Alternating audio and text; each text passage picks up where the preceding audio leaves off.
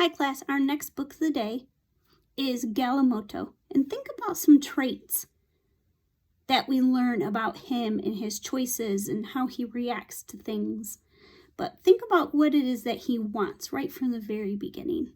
And what traits do you learn about him throughout the story? Galimoto.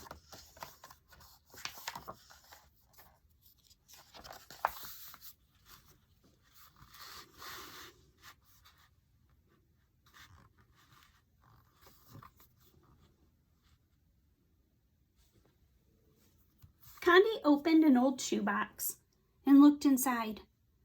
These were his things. They belonged to him. Inside the box was a ball made of many old plastic bags, tightly wrapped with string. There was a knife Condi had made from a piece of tin can and a dancing man he had made from dried corn stalks. In Condi's box, there were also some scraps of wire. He had been saving the wires for something special. Now he took them and the knife from his box.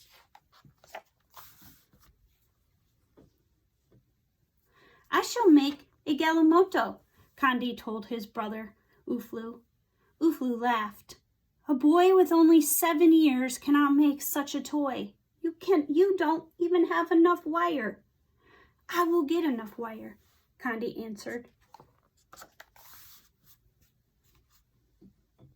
Condi took his knife and wire scraps and went to the home of his friend Gift. I want your wires, Condi told Gift. I'll give you my knife for them. Why do you want the wires? Gift asked. I want to make a Galimoto, Condi answered. Gift ran his fingers over the tin knife. It is a good knife. I'll cut a dancing man with it. Gift took a handful of wires from his box of things and gave them to Condi. That's not enough wire for a Galimoto, he told his friend. I will find enough wire, Condi said.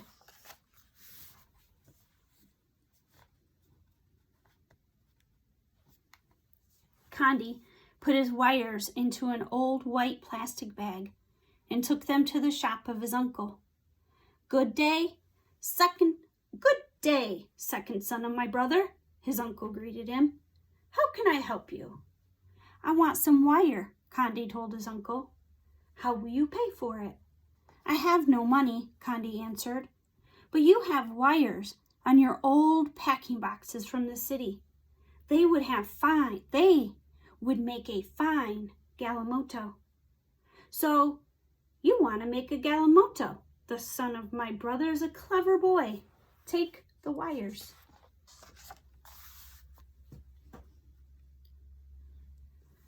Chee, chee, chee, chee. Condi could hear the grinder at the flour mill. Many women with babies tied on their backs waited in the hot sun. Others arrived carrying heavy baskets of maize on their heads. Condi squeezed through the crowd. He was very near the front door when someone grabbed him. The women began yelling angrily. Stop that one! He goes out of turn! Condi was being pushed and shoved.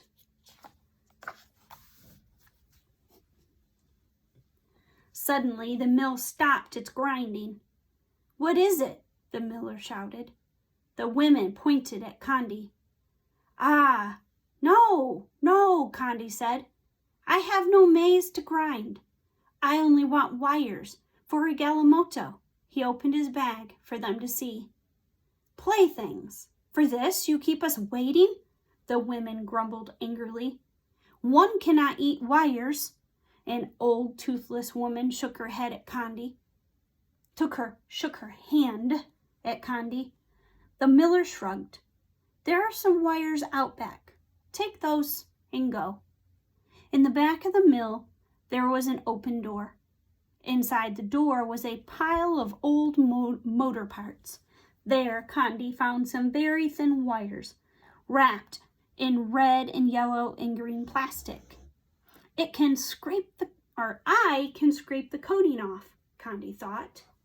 These wires will hold my Galimoto together. Still, he did not have enough for a Galimoto.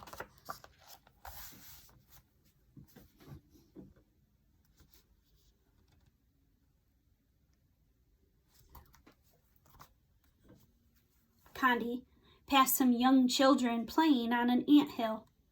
One was Monday, the small sister of his friend Gift. She had a fine long piece of wire, which she stuck into the hard dirt. "Little friend," Condi called as he came near, "you cannot catch an ant that way. Go fetch some water, or with that and a stick we will fool them." When Monday came back, Condi poured the water around one of the holes. "Now they will think the rains have begun," he explained. Then he stuck a stick down the hole. Gently he pulled it out, and on the end was a large ant. "My stick is better than a wire for catching ants. You may have the stick, and I'll take the wire."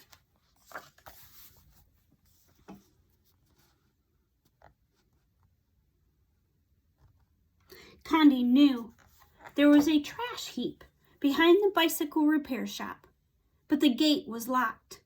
Condi climbed over the fence. In the courtyard, he found some broken, bent spokes from a bicycle. He climbed back over the fence with his bag.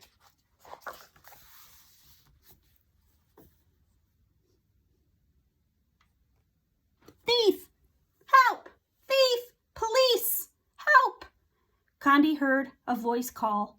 Children came running from the marketplace. Men came running from the shops. They made a circle around Condi. "Thief!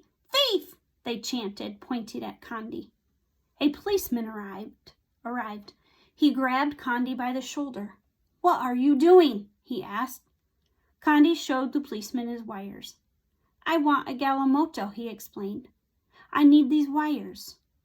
"Galimoto?" the crowd murmured. "Galimoto." They shook their heads and went back to their business. "Take your wires and go home," the policeman told Condi.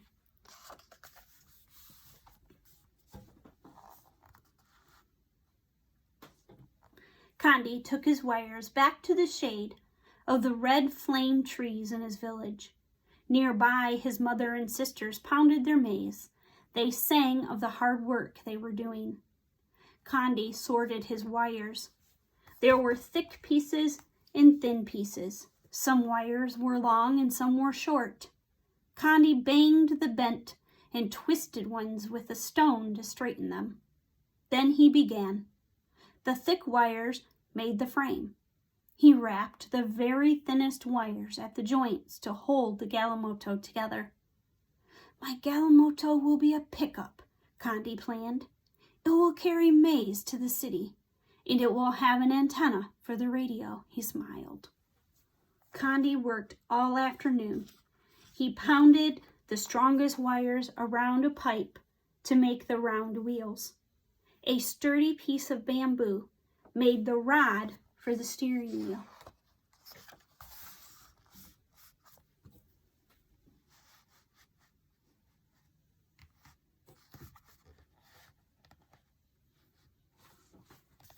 Finally, the warm, toasty smell of maize porridge cooking over the village fires told Condi it was time to go home. His brothers and sisters admired his work.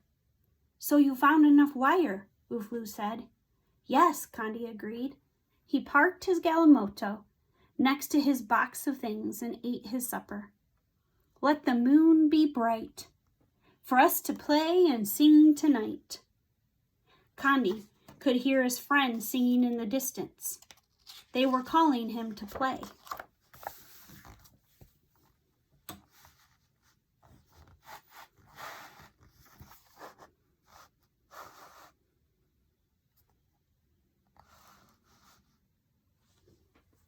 Now, he carefully guided his Galimoto over the dusty path. "Galimoto!" someone cheered, and one by one Condi's friends formed a line behind him. "Eee! Galimoto! Galimoto!" they began to chant.